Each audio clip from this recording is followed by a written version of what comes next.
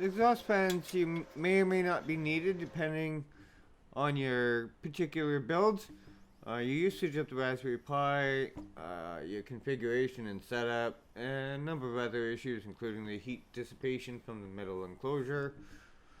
As the rear hole in the case will be blocked to provide cleaner builds using the DeskPi Pro, I opted for better airflow.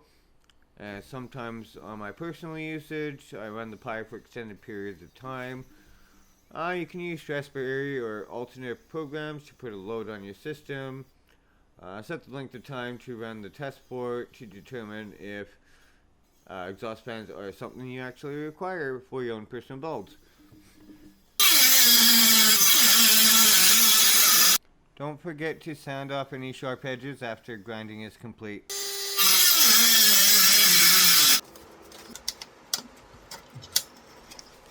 If you're getting any vibration noise from mounting the fan directly to the case, you can always get like nylon felt or rubber washers to put in between the fan and the case.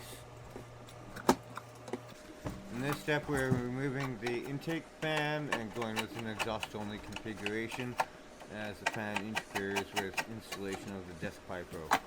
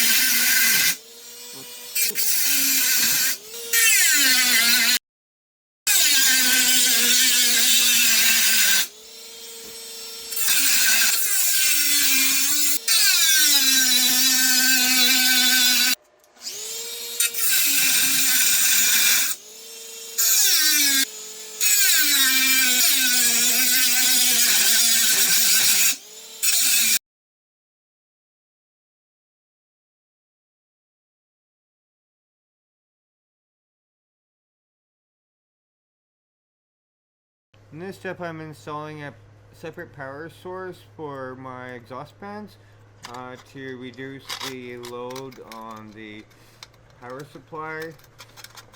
I'm using a 5-volt system. However, if you have 12-volt fans, you can always set it up for a 12-volt system.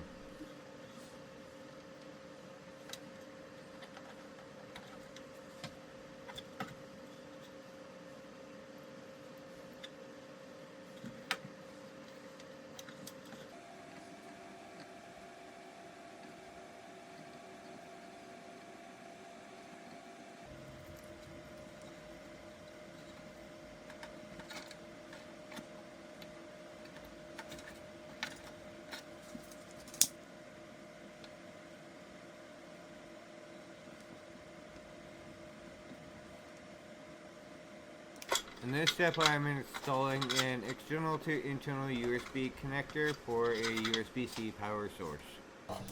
During my original setup for these particular builds, I encountered some issues after mapping players 1 and players 2 with the Raspberry Pi within RetroPie, and found that the button configuration was being overwritten after the second joystick was configured.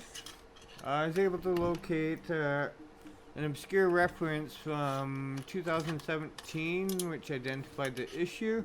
I will include a link in the description. If you configure K1 to K4 for ABXY and ensure your remaining buttons are connected to the appropriate ports, including your start and select button. Ensure player 2 is connected in the exact same manner.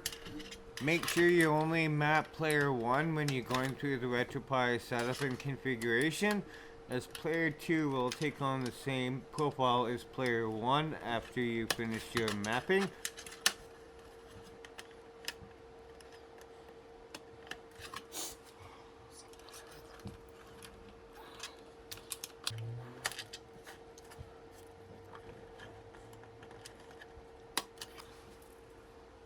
I found the quality of the wiring in some of these kits were less than desirable. I've ended up having to repair or replace around 6 cables. The set that I got included 2 spare JST cables. However, as there was around 6 cables needed to be repaired or replaced, I ended up having to purchase JST crimping tool, connectors, and some pre-built cables to repair these cables, as the manufacturer was not willing to provide spare cables. I ended up using Velcro for my wire management. You can also use zap straps, just ensure you leave a little bit of strain relief, as if you cinch the zap straps too tight, opening and closing the case may damage your JST cables, requiring you to place them as I did.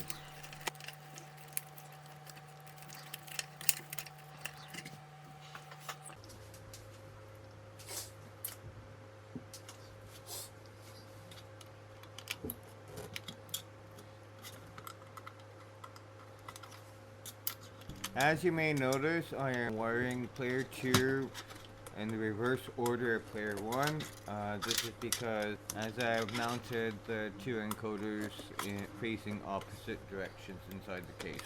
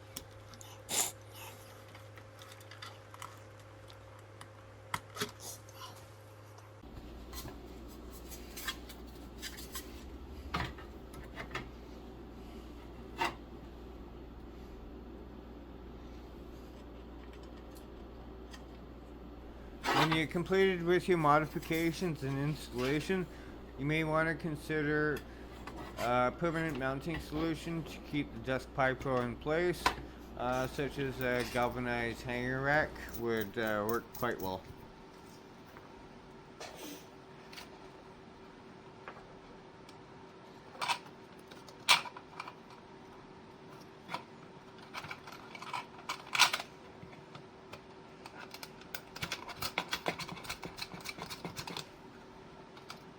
For connecting your fans to an external power source, you can either just splice your wires together with some solder and shrink wrap, or you can install like a barrier strip or wire it up to a switch. The choice is up to you.